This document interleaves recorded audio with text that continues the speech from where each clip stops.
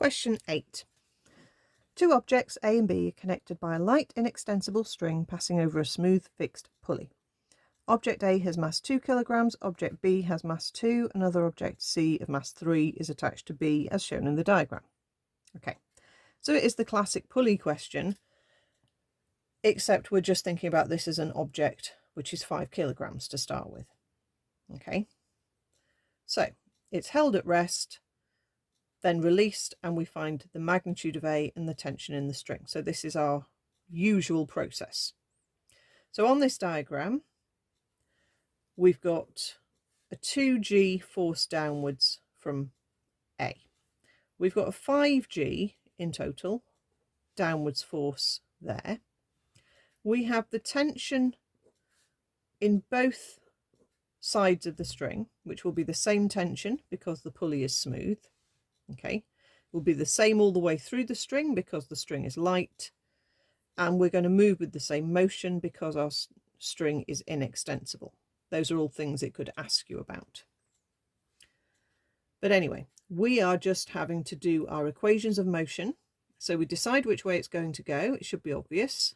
That one's going down and that one's going up. So when you do F equals ma, you do it in the direction of motion.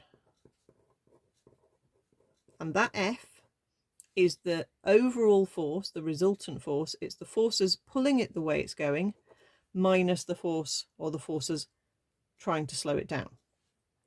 So for object A, your equation is T is pulling it upwards and 2G is trying to slow it down. And that will equal 2 times acceleration. Notice when you do MA, that is just the mass in kilograms. It's not the G as well, because when you put the G with it, it turns into a force.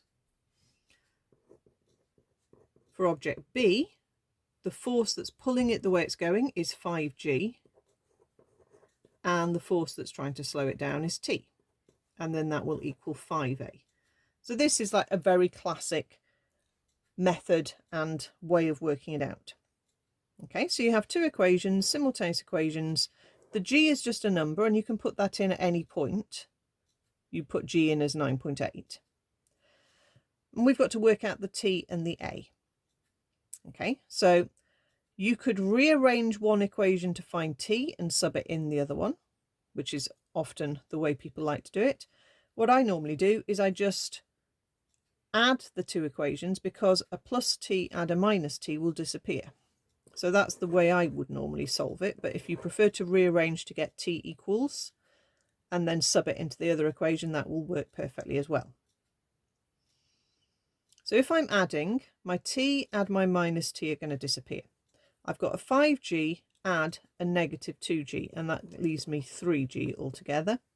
And then I've got 5A plus 2A is 7A. I can then put in G as 9.8 if I hadn't already put that in earlier. And then I can work out my acceleration.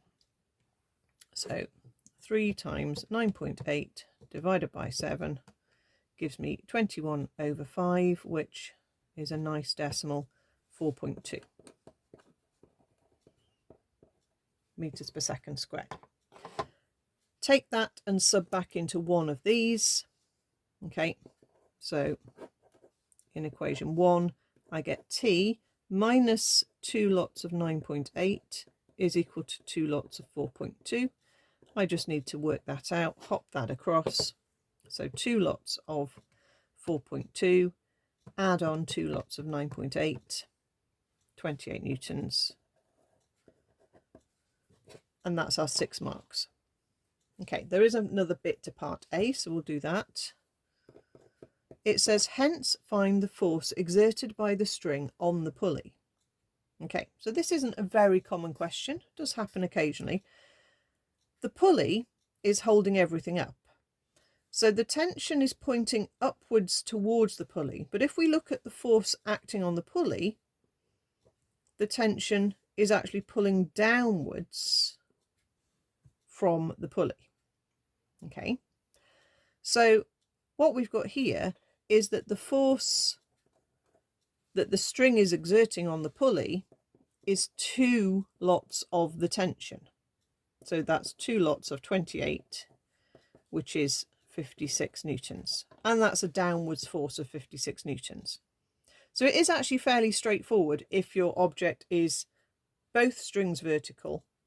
Okay, the force exerted on the pulley is in the direction down, and it's just the sum of those two. It is actually more complicated if you had the object on the table with the one falling down, because if you had that, you'd have your tension there and your tension there coming off the pulley, and what you'd actually then need to do is a little bit of Pythagoras and a little bit of resolving. It's going to be 45 degrees there, and you'd need to say it would be tension, tension, like that, to make a sort of little right angle triangle, and then work out the Pythag answer. So that's more tricky if they ask you for the force on the pulley when the object is one on a table, one hanging vertically. But when they're both vertical, then that's nice and straightforward.